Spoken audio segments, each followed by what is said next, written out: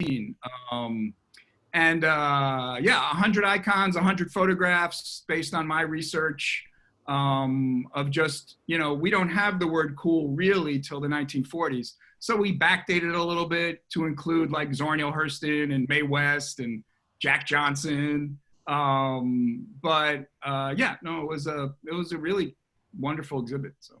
Wow, incredible. So this is nothing new to you. And with this new book, Jazz, A Quick Immersion, I see one of the helpful functions of it as immersing perhaps the non-jazz listener or the jazz novice with a full history of the music and its movements and musicians. So with the novice or non-jazz listener in mind, why should they appreciate jazz and why should they pick up your book?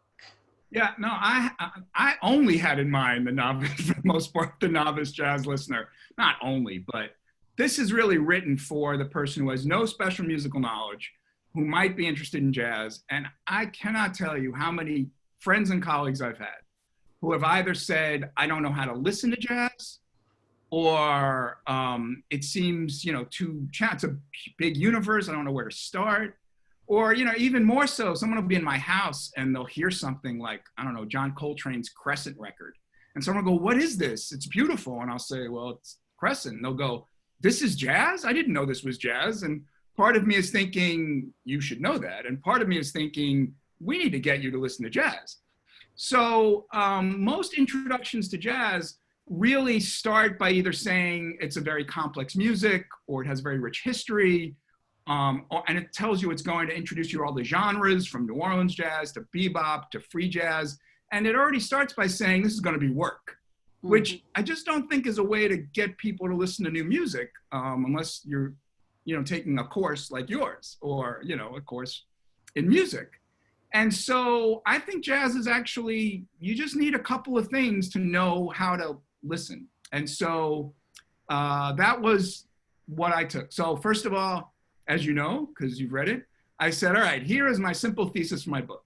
Jazz is a profound, beautiful music, and it will enhance your life. That's it. Here's why you should listen to it. And then second of all, in terms of listening, I said, all you got to really do is one of two things. If you hear jazz and you say, I don't really know where to start, either follow the soloist, one instrument, or find the groove. Like I'm much more rhythmically oriented. Like I don't care how crazy, chaotic jazz can be. If I can find the groove, I can listen to anything forever. So, but if you're someone who appreciates more sort of the melody and the harmonic complexity, find the soloist, just stick with the soloist. And once you do one of those two things, you can let you can let the music wash over you and then start finding your way into it. And that's really all I wanted to say in the introduction and how I wanted to get people to start listening to the music. And that's also to remind people that a lot of it's beautiful. And so, no one has enough beauty in their life, especially now. So, you might as well have something beautiful. And so that's why the other reason was that Spotify changes everything. Streaming changes everything. You used to have those intro to jazz books. There'd be a CD attached inside the back cover. And there'd be a thing and it would say, you can listen to track 3 and about 2 minutes in, this will happen. It's like, who's going to do that? So when I describe a song, it's like, well, not only do I have the playlist printed out, I say, you can go to Spotify to any of these tunes. So if I'm describing Count Basie's Jumpin' at the Woodside, you can go listen to it. And if you find that my analysis and my explanation and description are valid for you, then I'm a good person to read. And if you read me and go, I don't hear any of that, well, buy somebody else's intro book. Either trust me or don't. But that's what I try to do. And I try to choose a real range of jazz to, analyze from the very beginning, from New Orleans, of course, all the way to sort of like, free jazz and the kind of thing a lot of people don't like because it's abrasive or atonal, something like that. Yeah. How hard or easy was it for you to tell the story of jazz, starting with the late 19th century in about 200 pages? Because that's the thing with this book. It is only 200 pages. It's very easy to read. First of all, thank you for holding up the book. Um, Second, I tell you, so when the publisher called me and commissioned me to write the book, and I was kind of surprised, and he did, because I asked him why me, and he said, I wanted somebody who knows the New Orleans part of the story. And, you know, he looked on the web and sort of said, I think you do. And I had done this TED Talk on Cool, and he sort of watched that, and he goes, this seems to be the right vibe, right, whatever. But he said I had actually less than a year to write it, and I had 40,000 words. And I truly didn't know if I could do that, right? But I took it on for a couple of reasons. One, Spotify and streaming. Two, it's published simultaneously in Spanish and English. And I really, really liked that, because the publisher's from Barcelona, and he now has a New York office, but that was part of what this series of books is doing. But the third reason was, nobody's going to read long books anymore. And I've written a couple of long books, as people know, I mean, who know my work, or my friends and family. And I said, I have to learn how to write a short book, and the only way to learn this is to do it.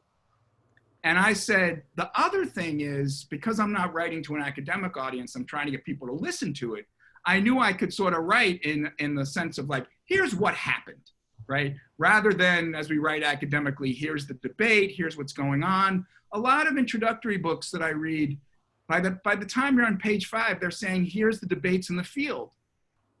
If you're like new to jazz, you don't care what the debates are in the field. So I know what the debates are in the field, but I'm still saying, look, it starts here in New Orleans because we have a cosmopolitan music culture, and it's the only state in the South where the drums aren't outlawed, right? I'm just giving you a couple of quick reasons why it starts here. And, you know, then we proceed. But I did it as a challenge to myself. I really wasn't sure I could do it, to be honest. But I'm fairly proud with what happened, because the more I could write, in a sense, declaratively, the more I could write sort of like straight ahead, here's what happened. And the more and I'm a storyteller, I loved finding the narrative through lines that connect things.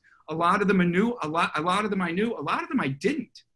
And I discovered them by doing new research. Like, I did not know that you could connect the Los Angeles jazz scene from Central Avenue in the 1930s, which most people don't know about, but was as rich as Harlem or Chicago, all the way to Kamasi, Washington. Because there's a figure called Harris Topscott, who was a pianist and played only on the South Side for like 30 years. And Kamasi, Washington goes to see him and says he and his musicians are the people that I took my dense sound from.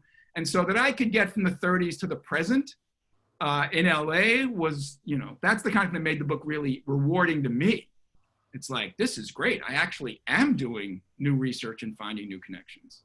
So, I mean, so it was a challenge, but I mean, I really enjoyed it. Nice.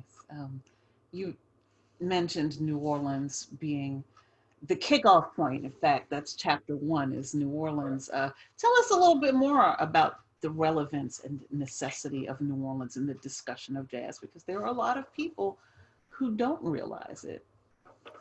So I'm glad you asked me this, because I forgot that the fourth reason I wrote this, and it's not in order, it's probably the most important, was jazz history almost always gets New Orleans wrong. Because it's so functioned on the complexity melodically and harmonically, the story tends to be the music starts in New Orleans, Louis Armstrong's the first great soloist, Jelly Roll Morton's the first great composer, Sidney Bechet is great, etc. But once it leaves New Orleans isn't a factor anymore, right? And you honestly have to live here to understand how wrong that is. Because basically, the function of music in 1917, when jazz kind of begins, it begins a little earlier, but the first recordings, is not that different from what it is now. It's public street parade music with brass instruments. So now it came through funk and hip hop and, you know, the Soul Rebels and Rebirth and all that. But still in all, it's just not that different. But its goal was not melodic harmonic complexity. Armstrong and the genius guys did that, but that was not its goal, and it's still not its goal. Its goal, it's still uplift and morale and public parade street music and celebration. And so, but you have to live here and know how music is integrated into our everyday culture to know that. And I've talked about this with lots of people, to Bruce Rayburn, who used to be the curator, and various people here. And no matter how good the jazz scholar is, and I know a lot of great jazz scholars who write wonderfully about jazz, if they have not lived here for at least a year, they do not get that. And then they also don't really know the history as well. That in the 1800s, the two most cosmopolitan musical cultures were New York's and New Orleans. And they were pretty close. New Orleans had 2 opera houses, lots of musical theater. Jazz musicians whistled opera arias in the streets, right? You had a multi-ethnic, multiracial, multicultural society. You had Congo Square, probably the most important musical site in America as a historical site. And again, you can know that and you can gloss over it, but it's tough to make it come alive if you're not invested in New Orleans the way we are. But I would also like to say that the reason that I organized the book around cities is because here's this challenge: how to write a book in 40,000 words, first of all. Second of all, the development of jazz really does happen in these 5 cities. Now, you know, I feel bad because Detroit's a great jazz city, Pittsburgh is a great jazz city, but really in the sense that they have nice jazz scenes with great geniuses that came out of there, like Earl Hines or Mary Lee Williams out of Pittsburgh. But really, the music doesn't develop in those cities. It really does develop in New Orleans, Chicago, Kansas City, New York, and Los Angeles. And so I wanted to write about, in a sense, not only did I want to give a lot of credit to these, you know, wonderful artists, many of whom are incredible characters, you know, Fats Waller, and, you know, Ben Webster and Betty Carter, but also I want to do a biography of the cities, because in all of those cities except Kansas City, they still retain fairly major jazz scenes today. So it's not like, you know, it left a permanent legacy, and I thought that would be a useful way to tell the story. Because a lot of people like learning their history through biography, you know, Winston Churchill and his times, you know, something like that. And I said, I will do the biography of these cities through their development. And I actually found that a rewarding thing to do. So, and I, of course, is first. So. Yeah, I really appreciated that about the book as well. Now, in your introduction, you state a fact that many people today don't realize, that, quote, jazz was America's popular music for 3 decades, 1917 through 1947. Popular being the operative term. Mm-hmm. What is another fact about jazz that you feel most people don't know and should? Well, you know, that's a fact, right? What I say that is also a fact, but it's not a fact in the same way, is that jazz is the rhythmic foundation of all the musics that follow. I mean, leaving aside blues because they're intertwined, but pretty much without jazz, there's no Western swing, no Afrofuturism, no hip hop, no punk, no rock and roll, no rhythm and blues, no torch singing. Like, all of this is provable. I'm not sure I'd call it a fact. And in the same way I start off, this is why I tried to get novice listeners, this is how I tried to engage them.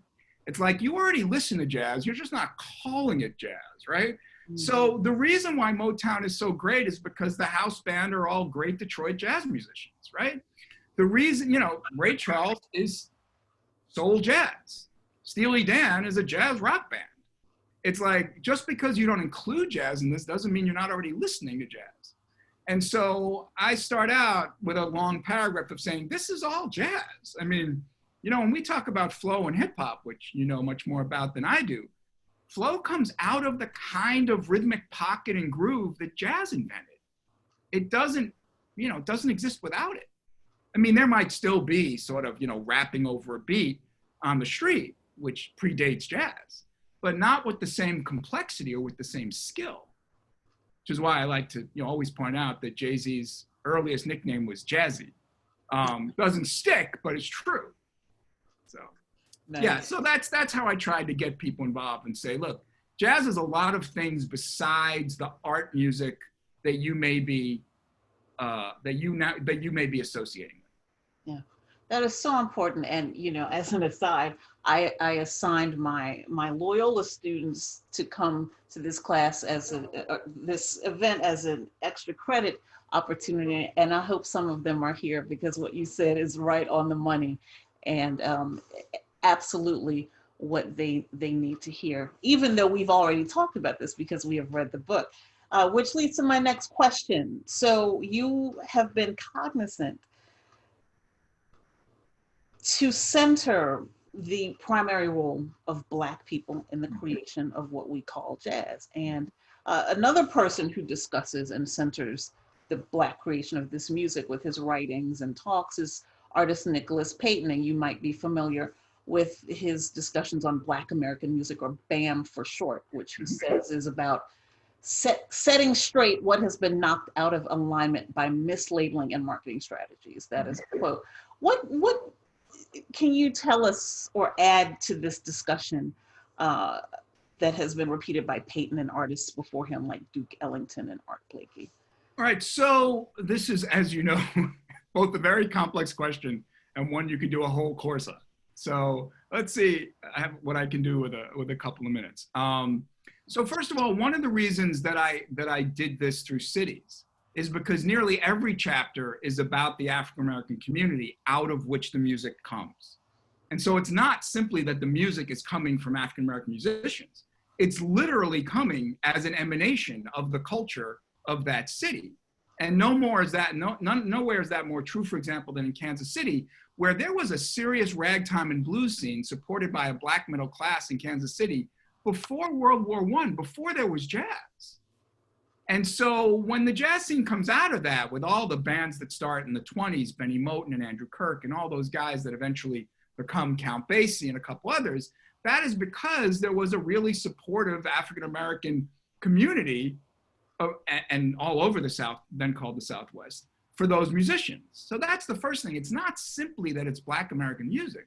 It's coming out of a broader African-American culture. And a lot of jazz musicians have said this for years. Milt Hinton, the bassist, always used to say this. I interviewed him once very early on for something else. And he said, look, for me, jazz is just the musical part of the culture, the way that food is another part of the culture. So that's one aspect of it, is I wanted to make sure that it's grounded in the cities in which it came out of. That includes the Central Avenue scene in LA, of course. In turn, this is the reason why this is a difficult question, is because there are plenty of brilliant, genius jazz musicians who are not African-American.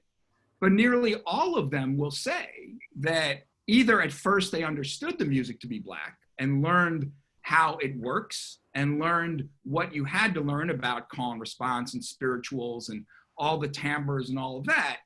And then, also they moved on from there. So it's difficult to talk about because people will always call up all the musicians everybody respects. But all of the foundations of it, musically, culturally, musical practices, what is valued, all of that comes out of African-American musicians and African-American communities. So that's both what I say in the book and what I'm trying to just do with the structure of the cities. Like, here's where we start, and here's where it comes out. I'm not sure that's exactly an answer to your question, but as I said, that question could go for, another month. Yes, absolutely. And someone who would be engaged in that discussion, I have to acknowledge today's news of the passing of renowned jazz critic and writer Stanley Crouch. And I see in the chat someone has mentioned him, that he would have agreed on Congo Square. What are your thoughts about Stanley Crouch as we remember him today? Well, God loves Stanley Crouch. Stanley Crouch, someone on Facebook when I was looking right before I came in said, "Rest in curmudgeonly peace," which I thought was both right and accurate. And I've met him a couple of times. Actually, oddly, and I don't remember how this happened. This is just like the kind of the wrong things that happen. He was in my car once in like 2006 or 7. he gave a talk at UNO, and a mutual friend of ours, I went there and he needed a ride, and like our mutual friend was the kind of guy who just like makes that happen. And so he just came over and said, "Can you give Stanley a ride?" I said, "Of course I can give Stanley a ride." So I don't remember where we dropped him off, but like, that's just a thing that happens here. But the thing about Stanley Crouch, he's a completely independent thinker. And that is just a rare thing. In his essays that are even non-musical, right? He was not taking anybody's party line. He was saying, here's what I know, here's what I hear, and I'm gonna tell it to you in a sort of, curmudgeon's not even right, in a spiky kind of way, right? And, I'm not gonna soft pedal this at all. So what was interesting about Stanley Crouch is early on, he's a jazz musician and he's playing sort of, kind of 70s outside, what was called outside jazz or kind of free jazz. And then he completely switches and gets on board the Albert Murray, Wynton Marsalis train to say, we need an institution like Jazz at Lincoln Center. And we have forgotten and need to honor the sort of legacy of Duke Ellington and Count Basie and all the swing bands and what that was to America. And I don't know enough about Stanley Crouch to know where that shift happened. I assume he was friends with Albert Murray for years and years, and that might be where it happened. That's my assumption, because I know that Albert Murray was kind of the secret genius of that strategy. But whatever it did, it was a really important shift. And then he became even more, I don't know, what's the word you can say? Even more unpredictable, because suddenly became kind of a neo-traditionalist about jazz, and he wasn't like that at all previously. So the other thing is he was a really, really good writer. He truly had his own style. It was always evocative. And then, he finally writes that sort of great, unorthodox biography of Charlie Parker, Kansas City Lightning, as kind of his last tribute. So, R.I.P. Stanley Crouch. Yeah. We have reached 6:30, 6:31 actually, so we are going to open it up for questions. And I see one already in the chat from, let's see, from Benjamin Morris. Joel, with your interest in cities, did you ever get a chance to explore Black non-American enclaves as you were researching? Cape Town, South Africa is particularly proud of its unique Cape jazz style, developed under apartheid, obvious parallels to Jim Crow. So, yes, I mean, to a certain extent, yes. This book is a sort of American book, right? And therefore, I mean, 5 American cities, the development of jazz, et cetera. Jazz is a completely global music and arguably the first global music. I mean, certainly classical music went around the world before it, but the way in which jazz is accessible to any musician to bring in his or her rhythms and, sort of musical practices is not true of classical music. So I actually think of jazz as the first global music. Now, to that extent, Cape Town, South Africa, I mean, I was actually feeling a little bad about this earlier today, because I am a huge fan of the pianist Abdullah Ibrahim from South Africa, used to be called Dollar Brand. And the other night, I was just looking for sort of a late night, kind of beautiful jazz album while I was reading. And one of my favorites is this duet record with Archie Shepp from the late 1960s. And I love piano and saxophone records. Like, really? That's the 2 instruments I want to hear. I want to hear piano and saxophone together, personally. And I didn't put any of the songs from that on my playlist. And I don't know how I overlooked it, but it made me feel bad. But in general, what Benjamin is asking is that there are plenty of jazz scenes all over the world, of course. And there are many in Africa, not just Cape Town. And then there's this huge jazz scene in Paris of African musicians who have all, live in Paris, not only like David Murray, who is American, but David Murray plays with African drummers there. So you can find global jazz scenes that are both expatriate scenes and their own thing, like Gato Barbieri, in Argentina and stuff like that. I just, as I said, I had 40,000 words. So, I could just do what I could do. Nice. For the remaining questions in the chat, and thanks everybody for submitting them, I'm going to stick with first names because not everybody's last name is showing up on my screen. So I apologize. But the next question is from Amy, who says, you touched on process a bit, writing for a broader audience, writing shorts. Was this a struggle? Did you battle yourself to get this done? Teach us. Yes and yes. As anybody who knows me at all, it's a battle for me to do anything short. I talk long, I write long.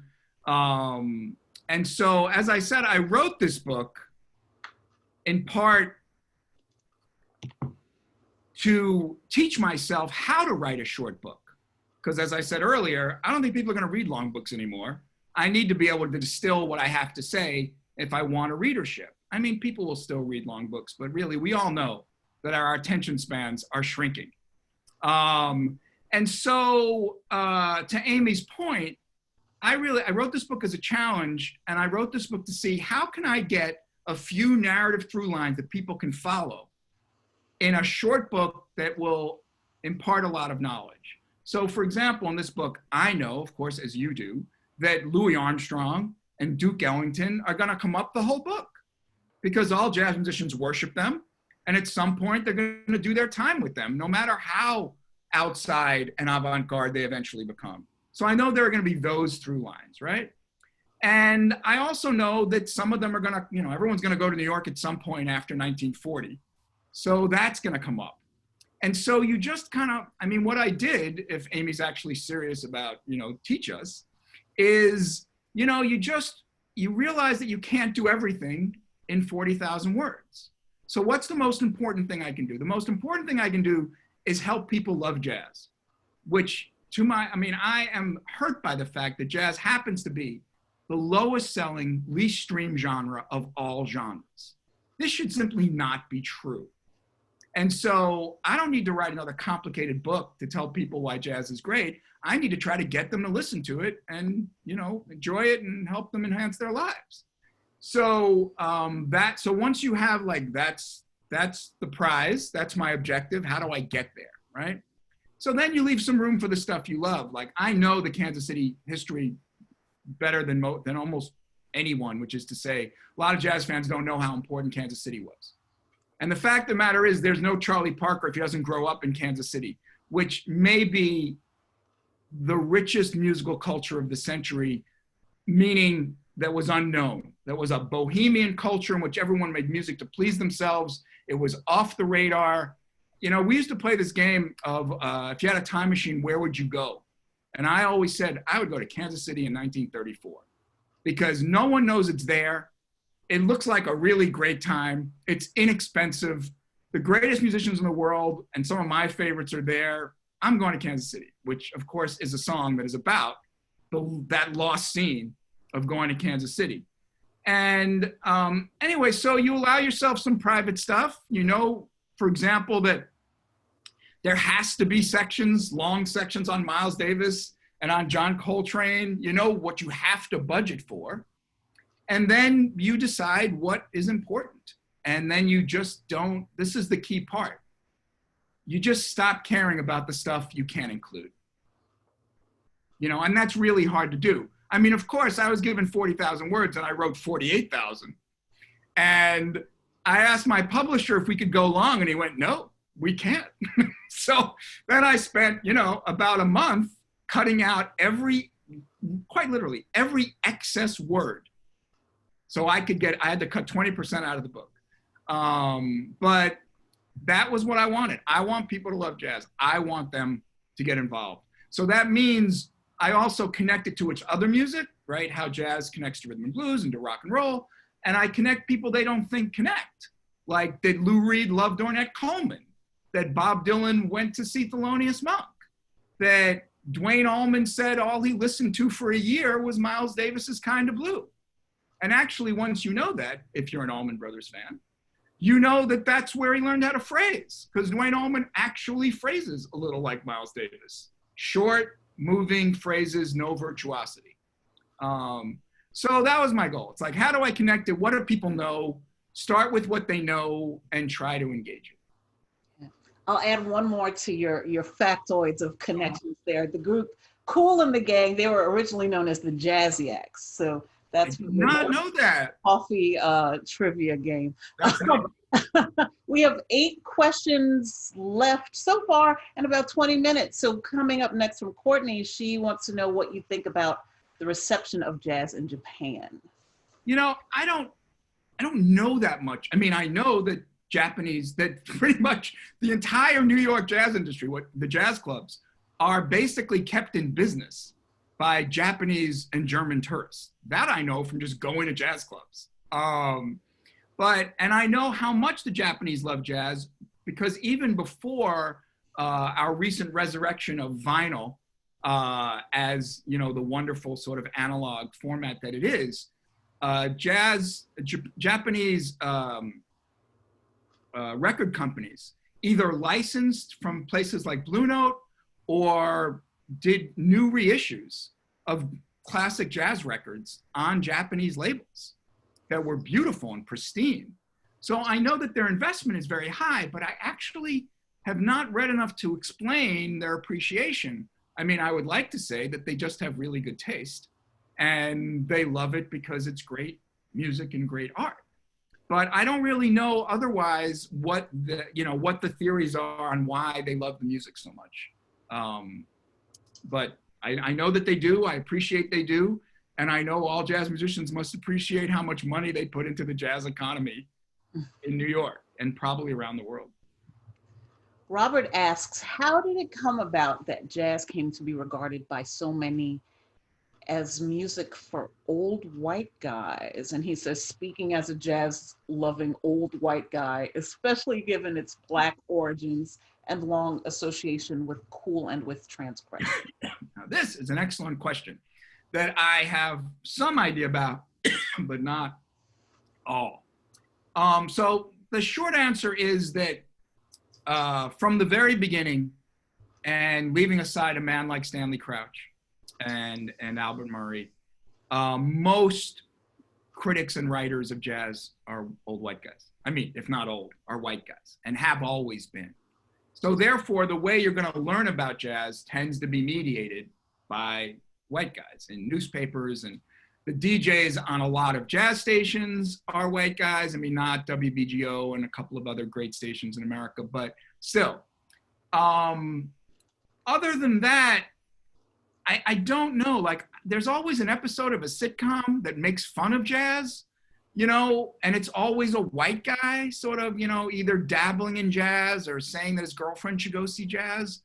I think that most people don't know anything about jazz and don't know and never been to a jazz club and just don't know. So all of the mediators are older white guys.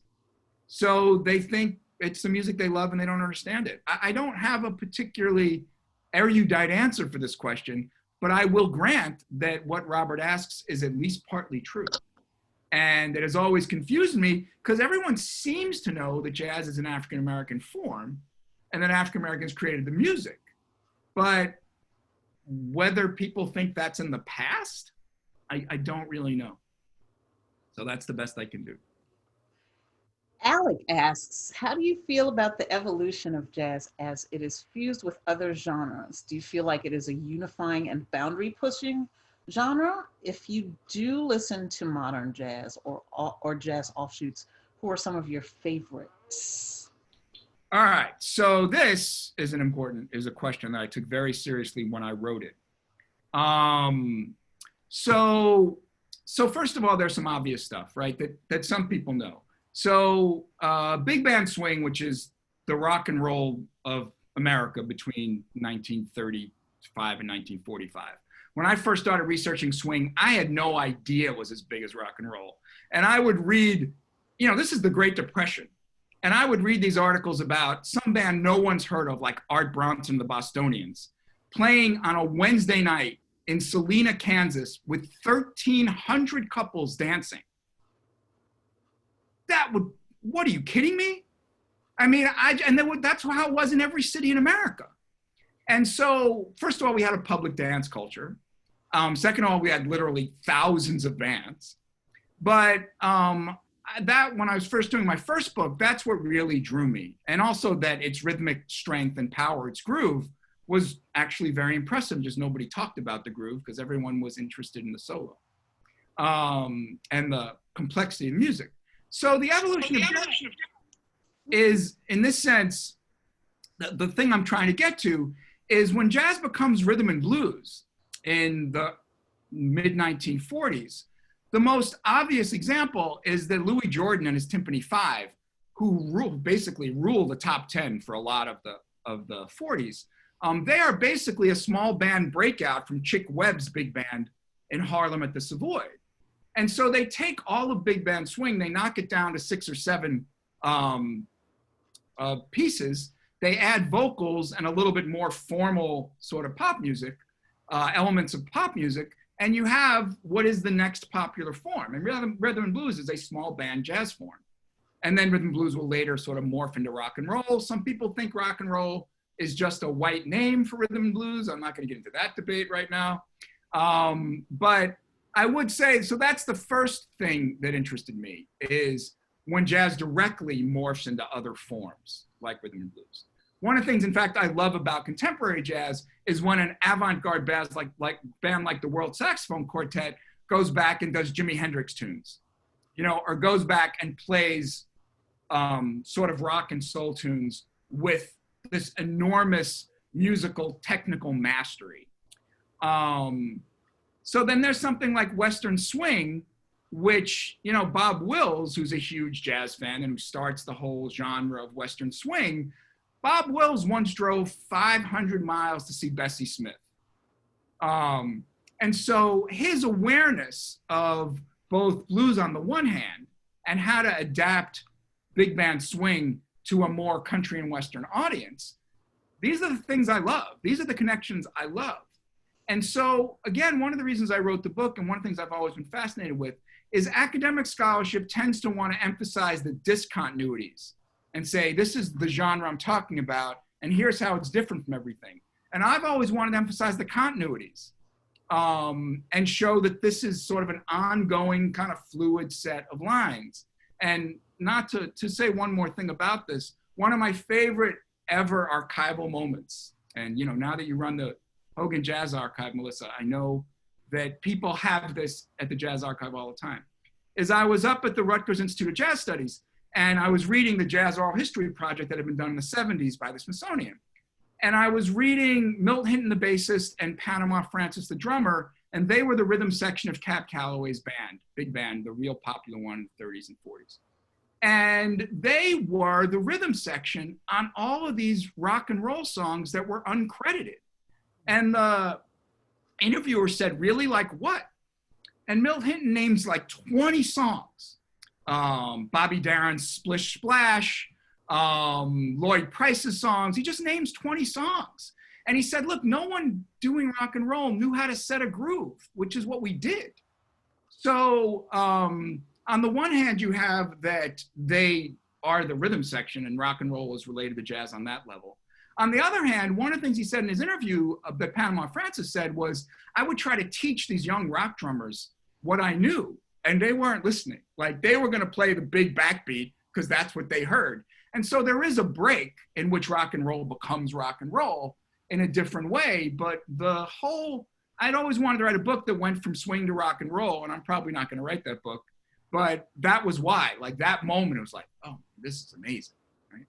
So these are the kind of continuities that have always really interested me. Mark, and I would love to read that book, by the way. All right, I'll write it for you, Melissa. Mark asks, circling back to Nicholas Payton's writing, do you envision a day we drop the nomenclature of jazz in favor of Black American music? I don't envision that moment. We would have to see a complete reorientation of how I mean, we are seeing a reintroduction of how the business of music works. We're seeing it with streaming and everything else, not to mention COVID and the end of live music, and what's happening now. But do I think it would be a good idea? And the answer is yes, sort of. I do think that if we had sort of a very broad sense of what Black American music is, and under that we had these sort of subgenre breakouts, that might be better than, than giving names that often people then allow to take out the Black element, right? By saying this is something that's not Black music, right? I think the worst example of this, there was a radio format in the 80s and early 90s called jams. Do you remember this, Melissa? No. And it was a format called jams. And clearly what they meant was, this is Black music from the recent past that you like, but we don't want to call this Black music. So we're calling the format jams. And I thought that was just one of the most racist things I had ever seen the music business do.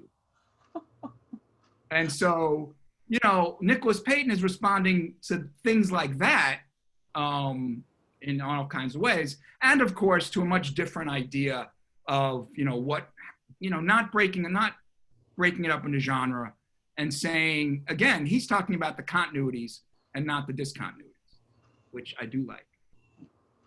And I hope I'm pronouncing your name correctly, Apu, has this new book addressed your experiences with cool at all? What's cool about this new book? Well, I want to tell people that Apu is a student I had 20 years ago and have not seen since. So I'm glad that he has checked in. And I think he's a filmmaker somewhere. I don't really know where. But so it has not addressed my experiences because I wrote a 400-page book on a cultural history of cool. And so everything that, I know about cool is in there. I mean, it's in other places, but that's one of the places it is. And when he says, Apu says, what's cool about this new book, he means cool differently than I do, right? The common usage of cool that he's using is, what's great about this new book? And it's just kind of a synonym. I always think about cool as something much more profound and deep when we say someone is cool. And what does that mean? So in Apu's question, what's cool about this new book is that it's selling way more than I thought it would. That's what's cool about this new book to me. I teach a history of cool course, and I always tell students, I said, look, it's important if other people think you're cool. It's never important if you think you're cool. I mean, what would that mean, right? So in this sense, I bring it up to say, other people will decide what's cool about this new book. And so drawing from other responses, I would say people really like that I have done the development through cities. They find that to be a very cool approach. And they find that there's like real narrative. And as you said, Melissa, so wonderfully in your blog, that it's a page turner. Who expects a short history of jazz to be a page turner? So, I really appreciated that you said that. We have 15 more questions and just about 10 more minutes. I'm happy to go over, but let's continue with Bobby's question. Wondering about Washington, D.C.'s place in it at all. Any mention of it in the book? Well, there isn't. And again, the DC scene, there's two separate aspects of it that would be really important to any book, but I couldn't cover it because Duke Ellington is, of course, from Washington, D.C., and comes out of their very rich jazz scene in the early part of the 20th century.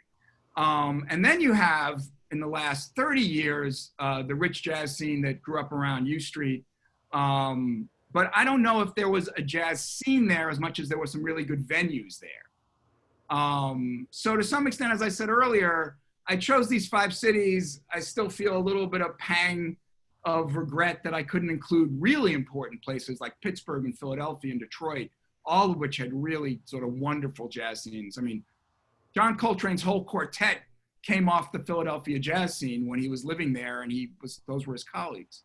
So I couldn't cover everything, but again, to write a short book, you have to, not blame yourself and not worry about what got left out.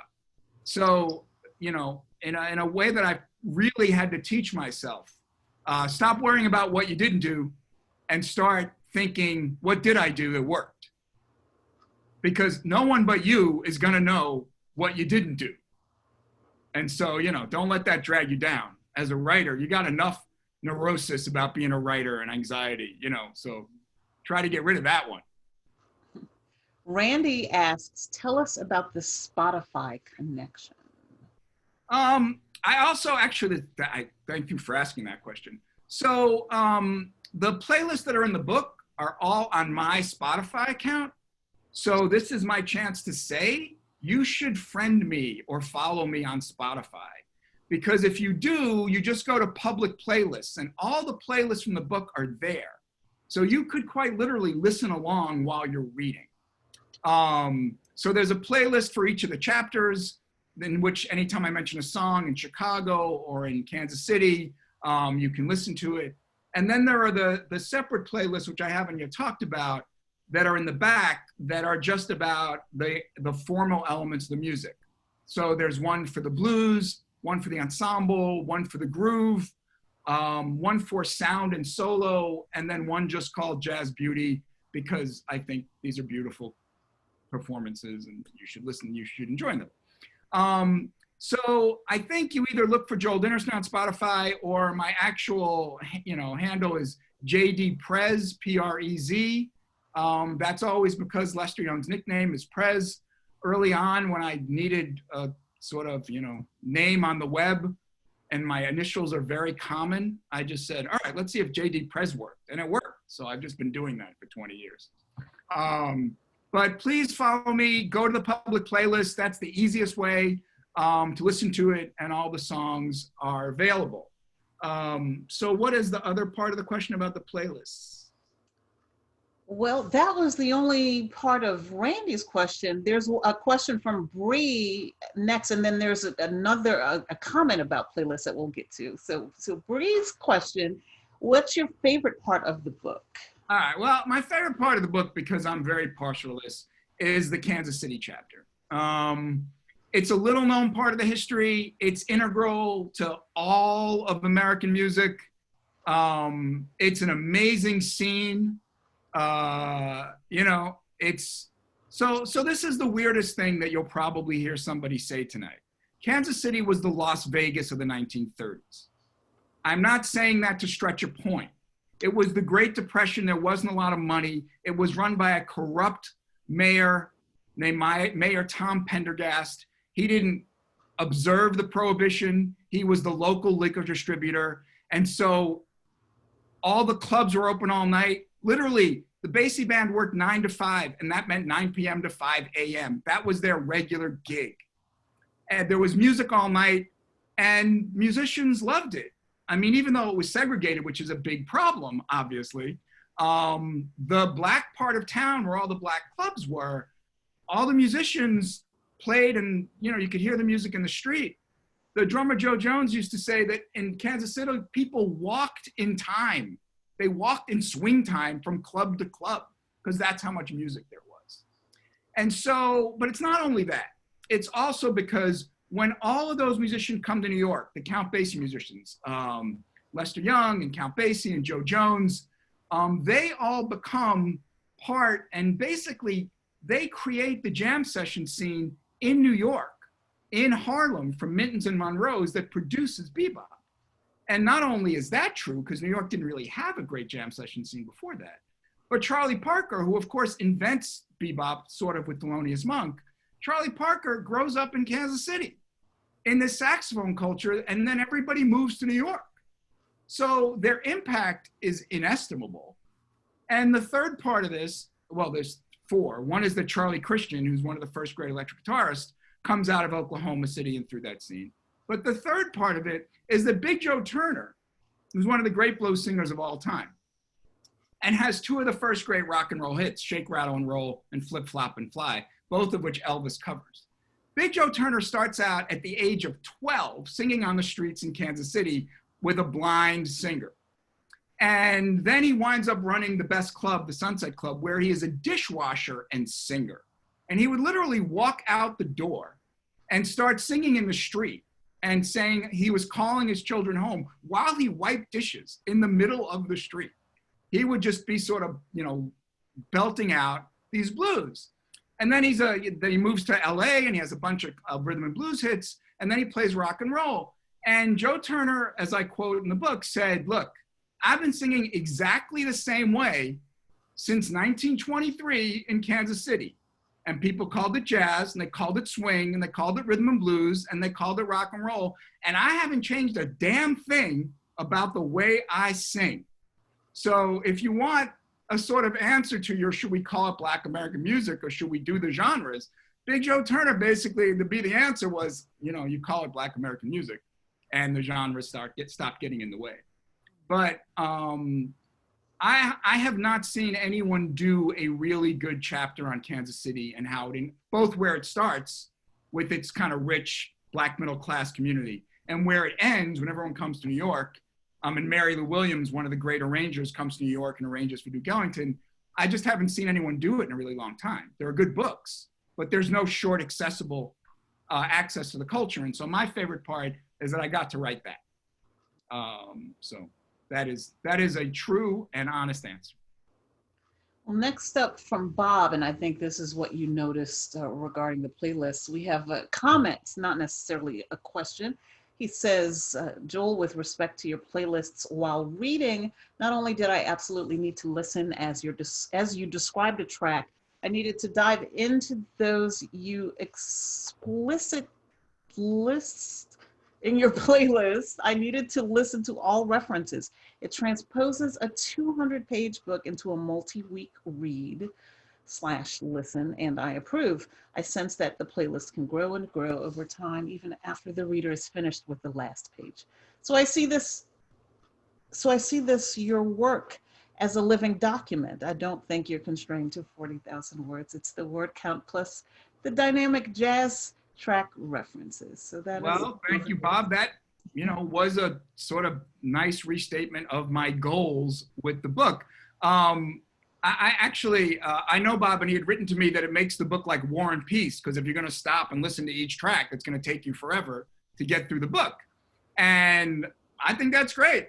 If it makes you want to listen to every track, I'm gratified beyond belief that however I describe the music makes you want to hear it. That's a great thing. Kia is next, and I hope I'm pronouncing your name correctly, says, you used to be a radio DJ. How much did that experience influence your writing of this book?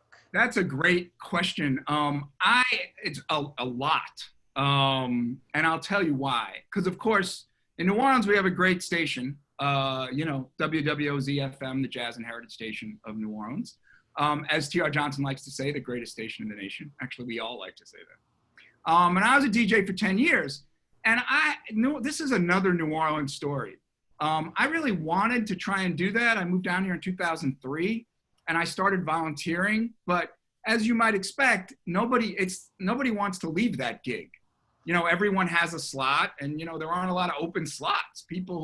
It's like, the greatest college station for adults ever. And so I didn't know if I'd be able to do it. And then Katrina happened and a third of the DJs on WWOZ never came back. So suddenly there were a lot of openings. So I had no radio experience.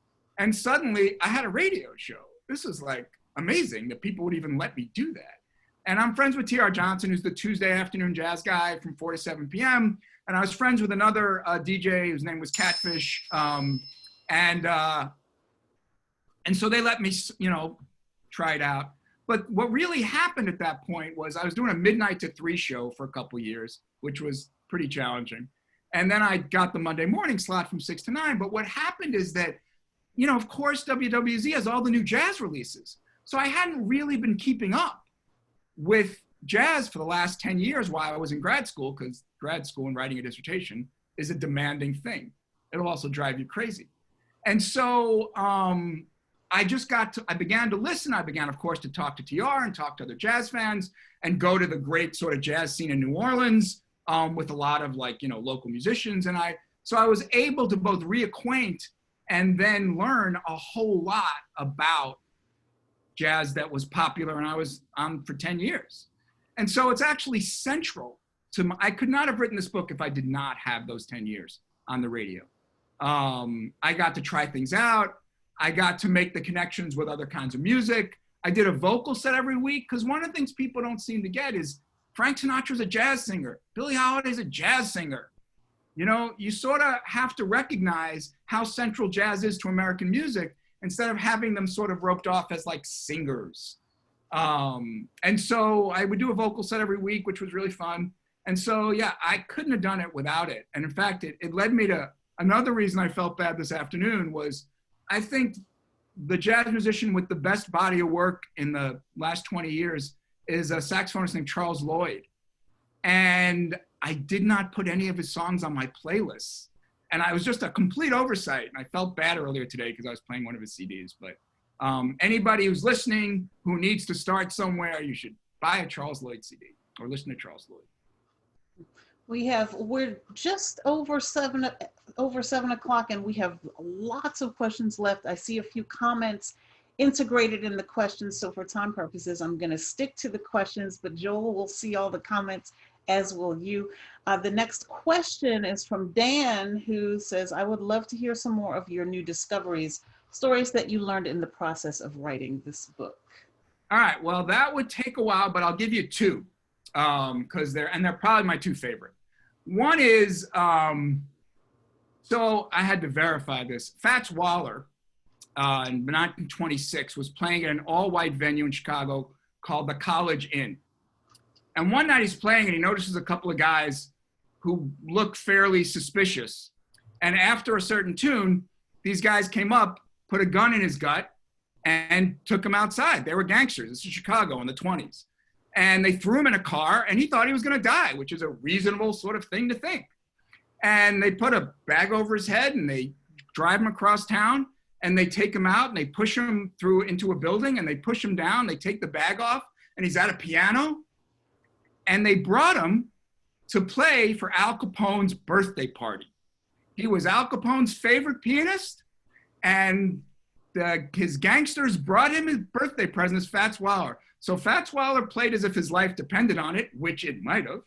And then after it, Capone loved it. And Fats Waller was as famous as Capone as a complete drunkard. I mean, these guys could drink prodigiously. So they drank together for the next 2 days.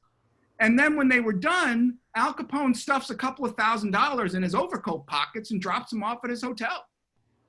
Like, that's like a one reel film of Chicago in the 1920s that somebody should make. My other favorite story, which is a little bit more profound and heavy to me, is Dexter Gordon, the great saxophonist who grew up in LA and later as part of the resurrection of sort of bebop in New York in the late 70s. Dexter Gordon is in fact, for some people, most famous because he is the star of the best film made about jazz, which is Round Midnight, in which he plays a character who's kind of half Lester Young and half Bud Powell. He's mostly Lester Young because Dexter Gordon kind of worshiped Lester Young. And it's a great film. And most films about jazz, I hate to say, are not very good. Hollywood has not done well by jazz for the most part. And one of the reasons that film works is because Dexter Gordon would read the script and he would say, this is corny, this is not how jazz musicians speak.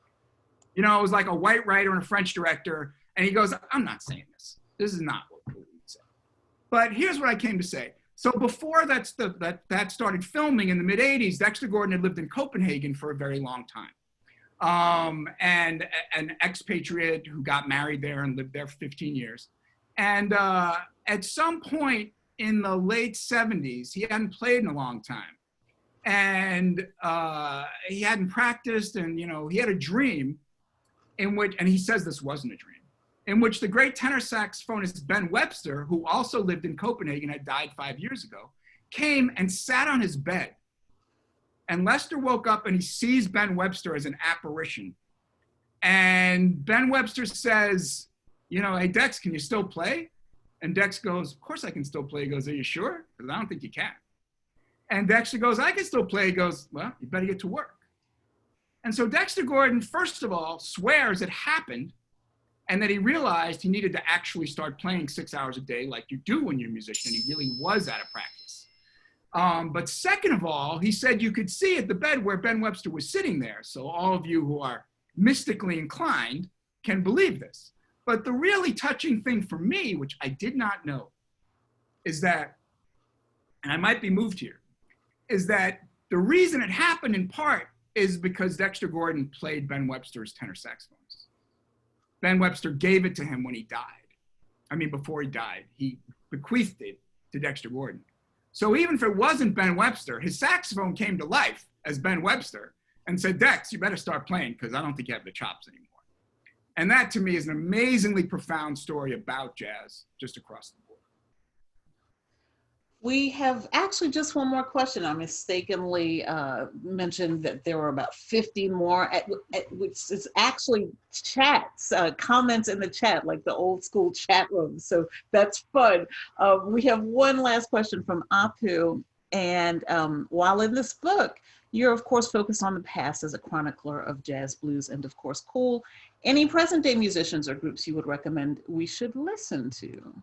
Well, I mentioned Charles Lloyd, but that is really the function of the playlist chapters and the playlists, is I wanted, because I couldn't, I mean, basically, look, the chapters aren't all history. I do Chicago's 3 scenes, which are the 20s, the 40s and 50s, and then now, the 90s and the early 2000s. I do the LA scene all the way to Kamasi, Washington. One of the things about doing cities is you could do a through line from when they first were a sort of petri dish for development all the way to the present. So it's not that this is just the history. In every chapter, I bring it up to the present if that city still has a jazz scene, and all of them do except Kansas City, really. But what I used the playlist for was to mix real classics that if you're gonna like jazz, you're gonna like. You know, Charles Mingus's Goodbye Pork Pie Hat, and Bill Evans and Cannonball Adderley doing Waltz for Debbie, and, you know, Coltrane's Blue Train, stuff like that, with things that are more contemporary. Like I have a couple of tracks from the tenor saxophonist James Carter, who is just a monster of a saxophonist. And I mentioned Charles Lloyd earlier, and I have a couple of tracks from Esperanza Spalding, the bassist and singer. And so I sort of curated those playlists to be a mix of past and present. I have Mulatu Astete, who is the founder of Ethiopian jazz in the 1970s. So I wanted to show how global jazz is. I wanted to show how contemporary it is.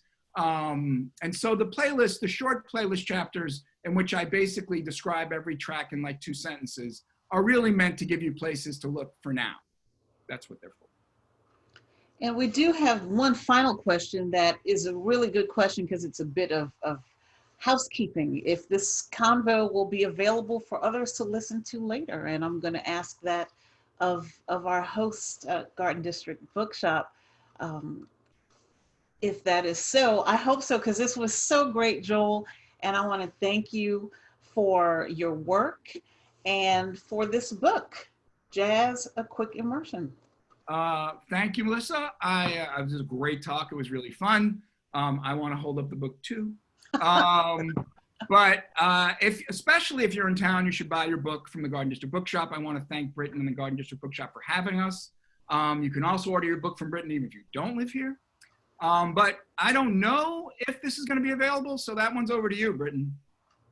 Yes, definitely. Although I apologize, I forgot to hit the record button until about 5 minutes into the talk, so we were missing a short portion. But all right, the rest of it has been recorded, and we will put that up on our YouTube channel. Usually, it takes us about 2 days to edit it and put it up on the channel. Great. I didn't know look for that. Yeah, definitely. And I will. I'm sorry, Britain. I didn't mean to interrupt you. That's okay. I was just gonna thank you and Melissa for what an enlightening talk. And I've already followed you on Spotify. I can't wait to start listening to the tracks. Britain, did you put my name in, or did you put JD Prez in? What I word? put JD. Well, actually, I put JD Prez, and there were several. But then I saw underneath that, Joel, your real name. Okay, yeah. So that's good. So that's how that would work. If this is going to stay up, I would take some minutes to respond to people in the chat room, even if even if we stop. Some of them are people I know, so therefore, I want to say hey. Can we leave it up so I can do that? Sure. Okay. No, that's fine. I mean, it'll keep recording, and I can also take people off, off of mute. That way, people can have some conversations. Oh, sure. That'd be great. Okay. Yeah. But Melissa, thank you. Thank you. It's been a Thanks everyone pleasure. for coming. And Yes. I appreciate this opportunity. And like I told Joel, my students are reading chapters from this book, and I highly recommend it. And I enjoyed myself tonight. Thank y'all. Thank you very much, Melissa, for a great conversation. Thanks Yeah. for hosting, Britton. This was really great. Yep. Thank you, everyone, for coming. So I'm going to take everybody off mute.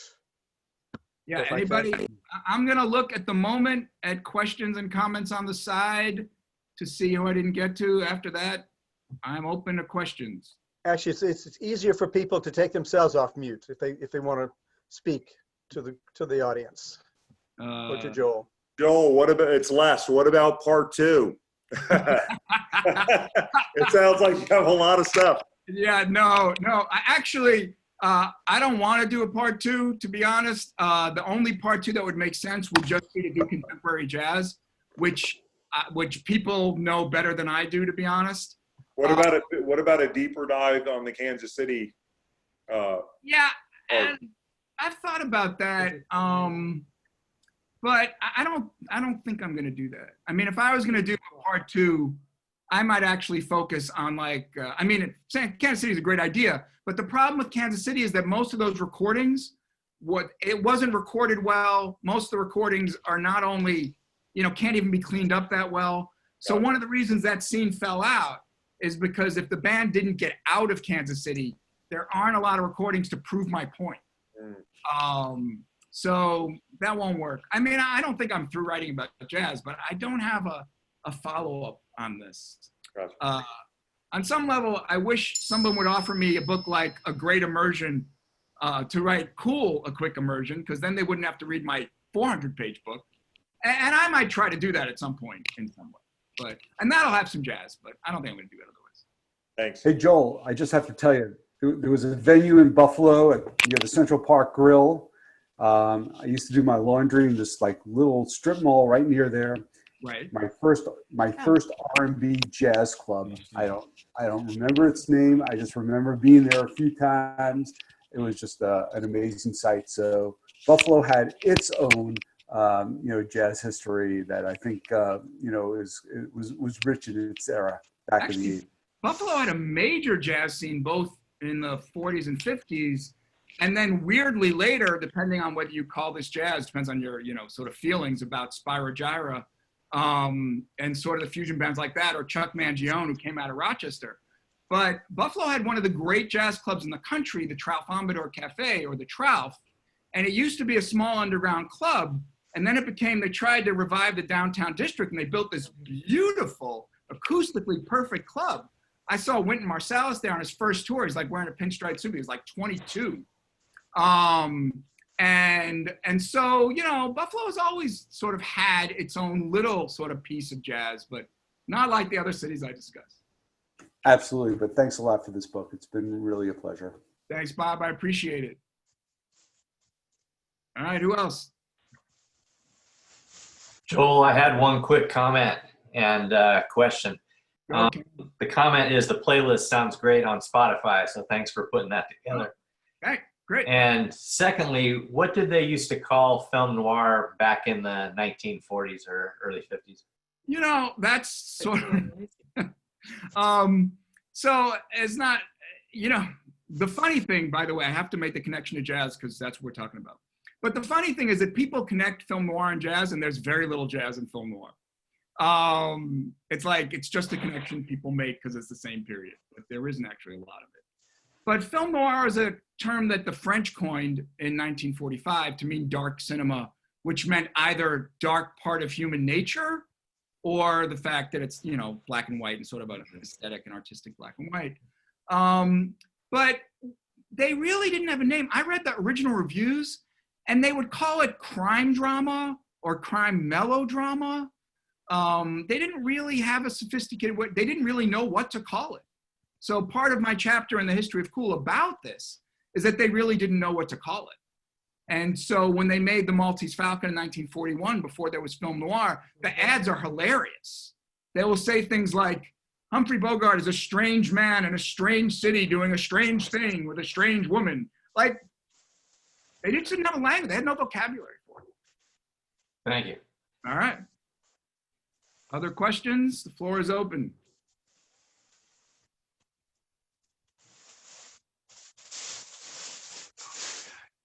Well, a lot of you are my friends. So, you know, I figure you're just hanging around.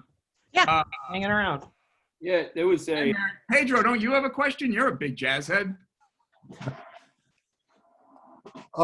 Did you discover anything new while you were writing this, or anything surprising? Or Yeah, I mean, I said earlier that the most surprising thing I think was being able to connect the Central Avenue jazz scene in Los Angeles all the way to Kamasi, Washington. And so actually the big discovery was the connection with Horace Tapscott, who was a pianist.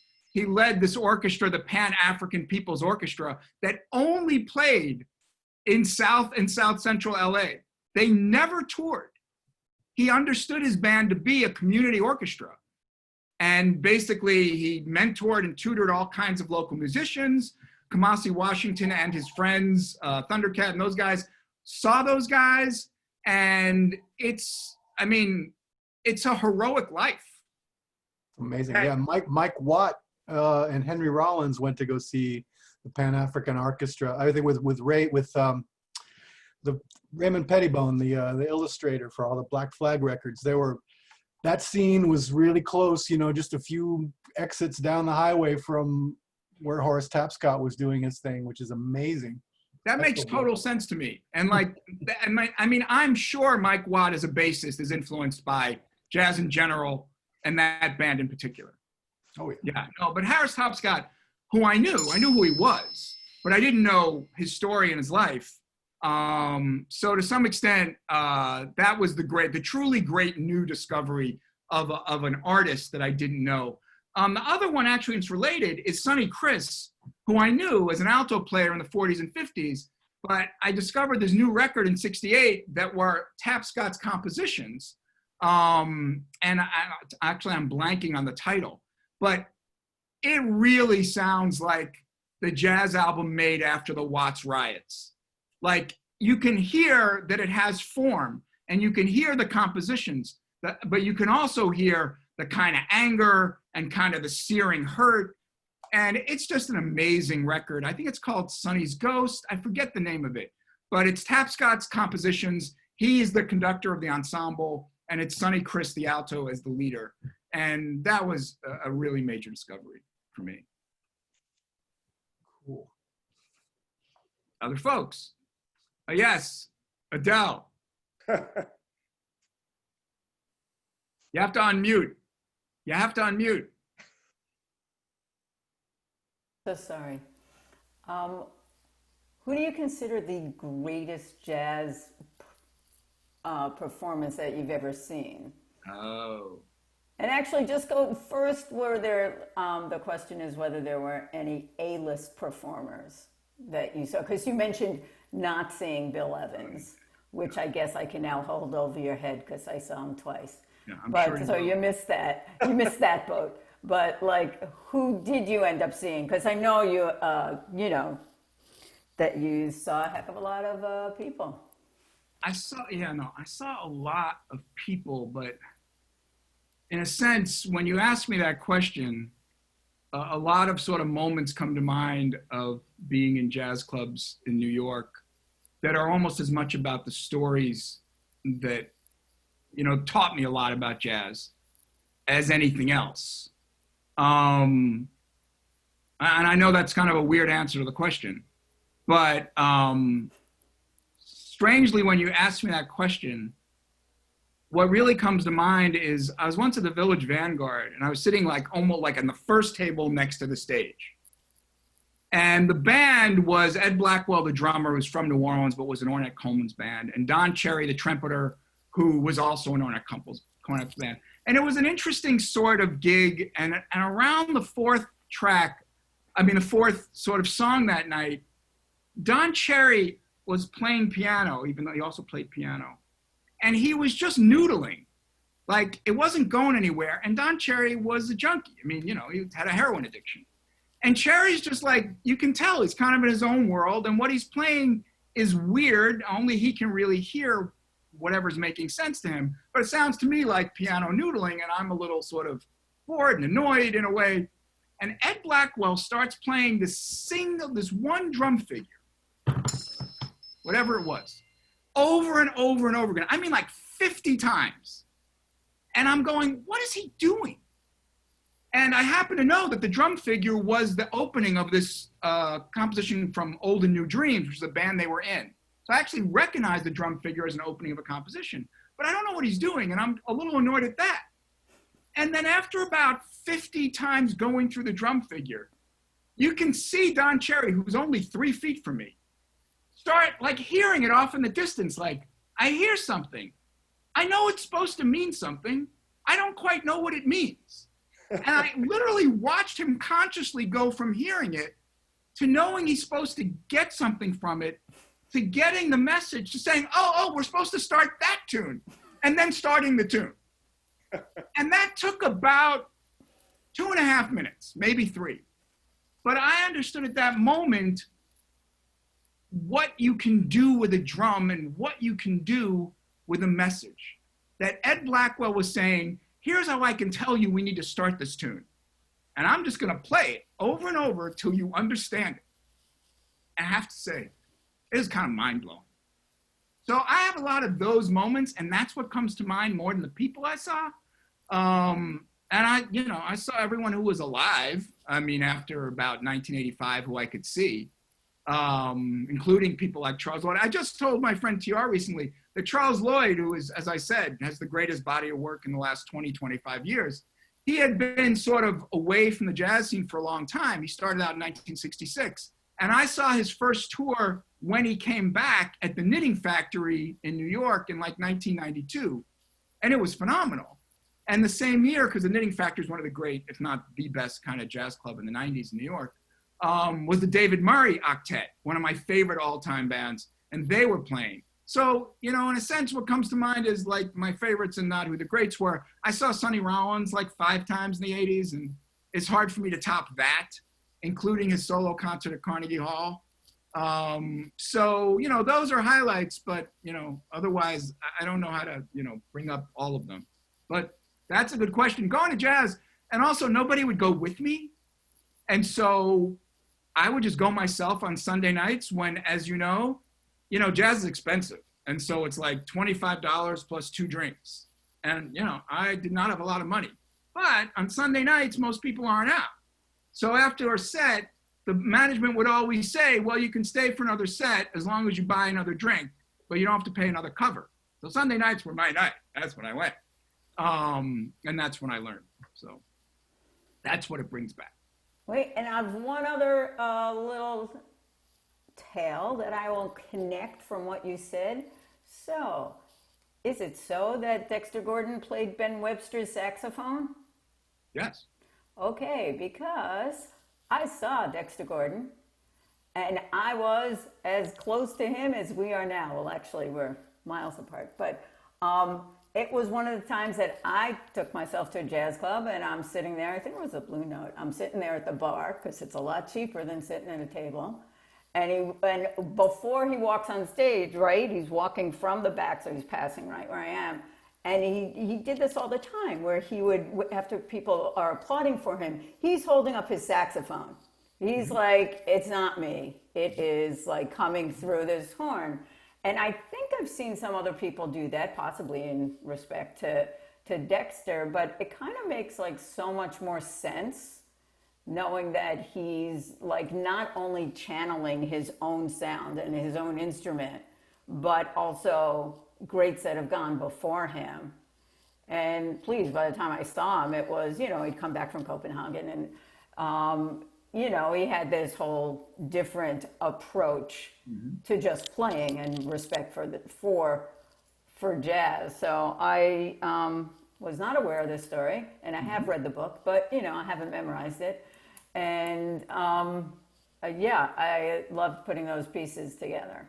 Yeah, I will say two of my favorite things in the book that I learned. One is that since Ben Webster lived in Copenhagen for a long time and they loved him, there is a street named after Ben Webster in Copenhagen called Ben Webster Veg.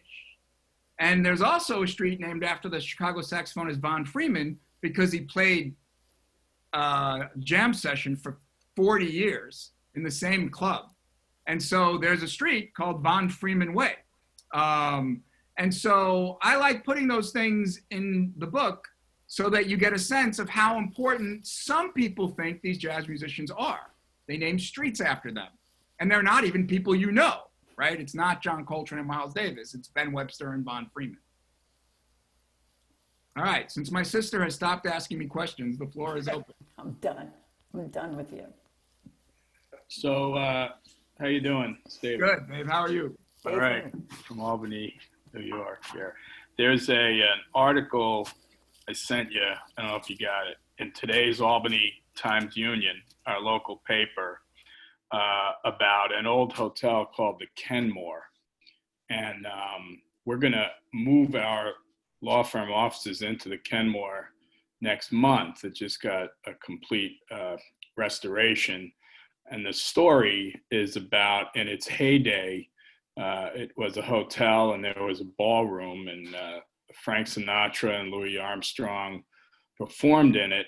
And William Kennedy, who all of you know probably better than I do, but is a local writer up here, he recounts in this article today his 1956 interview with Louis Armstrong in the paper. So if you get a chance, you can click on it. It's a great piece. And the original hotel, I guess, was built by the son of a slave, and built this hotel in Albany. So it had all of that. It had the jazz, it had the gangsters, it had the style, and they're bringing it back. So we're moving in. So it's gonna be cool. Well, you know, I want to make a certain joke about jazz and gangsters with you, but I won't.